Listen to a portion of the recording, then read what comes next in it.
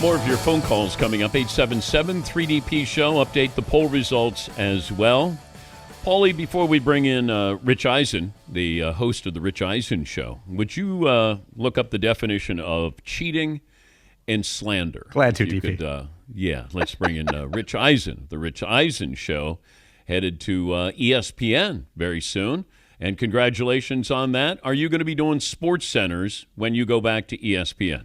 DP, that is to be determined at this point in time. We're still hashing out some of the particulars here on the deal. But obviously, getting my cardboard box back after 22 years is it's a rarity in any business.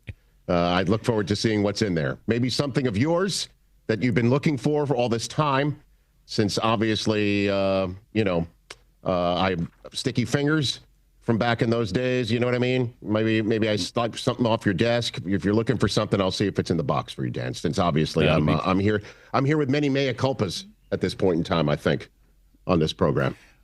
A few of your crew threw out the word cheating. Family Feud. All right. So go for it, Dan. I'm here for you. I'm trying to understand this. It was about the kids. It's about charity.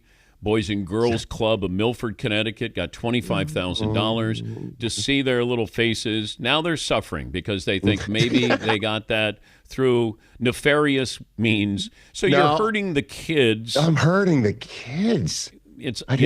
Those children, they look up to me, and now I've been accused of cheating my show.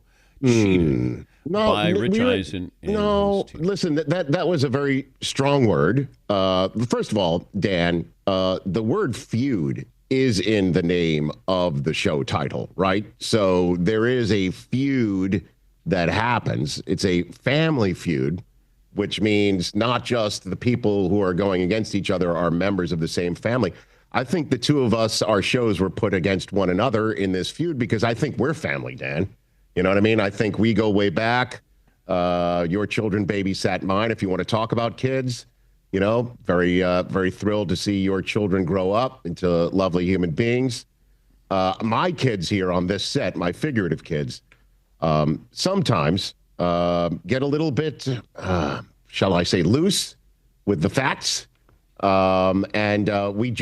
This is great because all of us here thought, this is what the genesis of it was, is that when Fritz said the word spider, for a specific clue that was given, I guess, something you put on a chair to get a teacher upset or something like that. TJ chimed in to answer the word bugs, which was then surpassed by Fritz saying apple or something like that on the chair. And then Fritz later on said spider. He wasn't buzzed. That should have been the end of the conversation. We should have gotten control to try and get a chance to steal. We had come up with while we were huddling up, we would come up with the answer of love note or node or something like that, which Fritz then supplanted with the word spider. And then, so when we said that we had the same answer as Fritz, we did, but in recollection,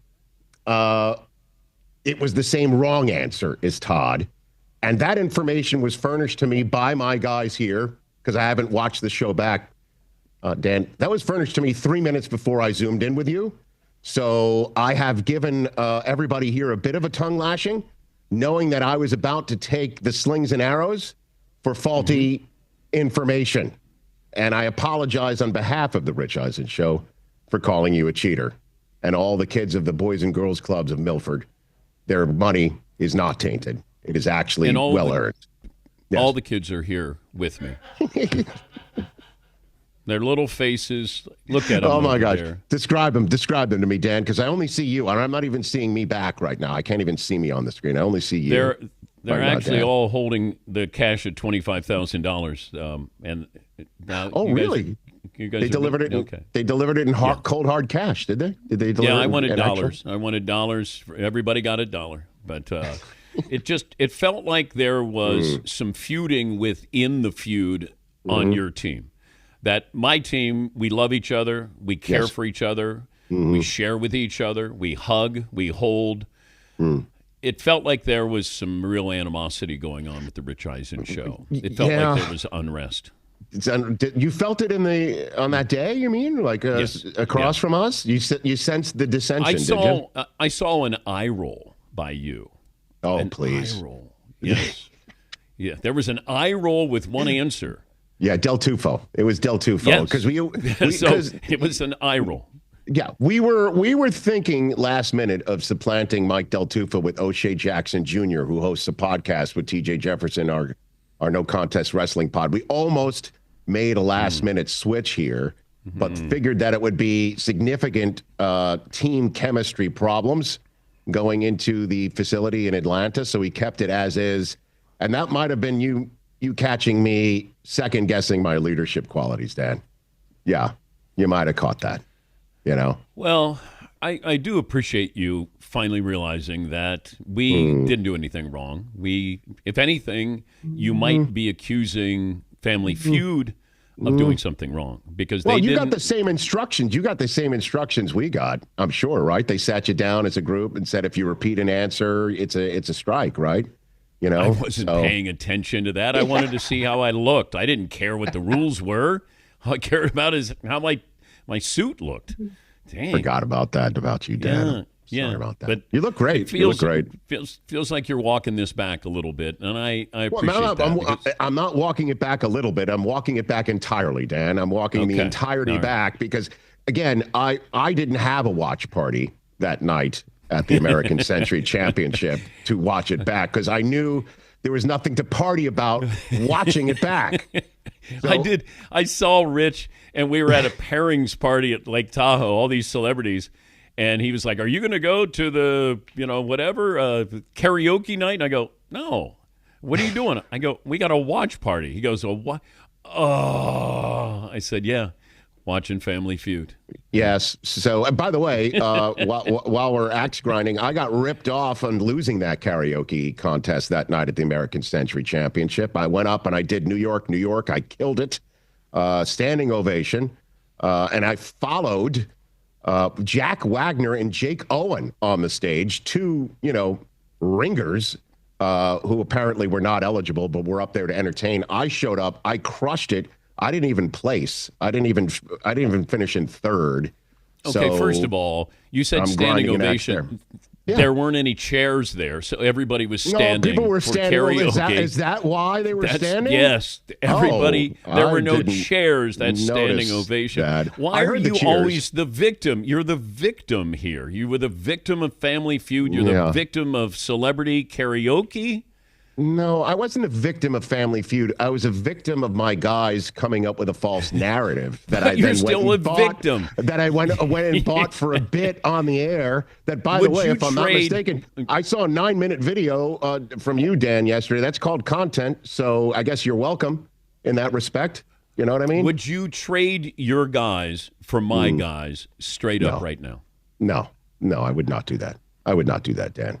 Come on now. Well, why would you even ask that question? Told me before. Oh, stop. Now, wait a minute. Did you read a text from Susie on the air? Did you use your wife, the electronic communication of my own wife?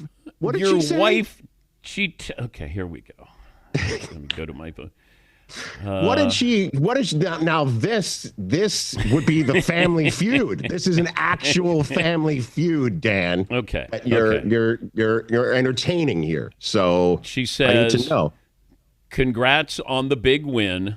Okay. These guys are morons. I might lock Rich out of the house. Okay. That's, by the way, this sounds like Susie. So I'm not accusing. I'm not a victim of anything here on this one. She also said this, Rich. Oh, no. She went to Tahoe to watch Rich. Rich played golf in the American Century. She says, yes, nothing quite as breathtaking as watching bad golf. Wow. Well, I got stuff from you. You dominated Dylan Dreyer. Those were my favorite texts of the weekend. Tied for 88th. Don't forget the tie. I tied for 88th. Let me see what you sent me. Because I'm feeling good. Like I'm actually doing it. You know what I'm like? I'm actually going out there And so I finished in second to last after the second round. And I'm feeling good about myself. And I wake up for the final round saying, I actually made some nice shots to finish up. You know how a football team finishes the regular season one way and they can carry it into the start of the next season. I thought I could do that the next day. And I wake up, first text 5:15 a.m. Lake Tahoe time. And it says, you have them right where you want them. Good luck today. The world is watching. That's from Dan Patrick. And then after I finished, you wrote, you owned Dylan Dreyer, 2 exclamation points. So I appreciate your support, Dan. I appreciate it. Yeah. This is what I do. I give to the children of the Boys and Girls Club of Milford, We're standing Connecticut. right there with $1. They're actually sitting right now. Okay, no. Okay. They're off camera right there. Well, I appreciate you coming on, and congratulations going back to the mothership. Your show's going to be on ESPN Radio.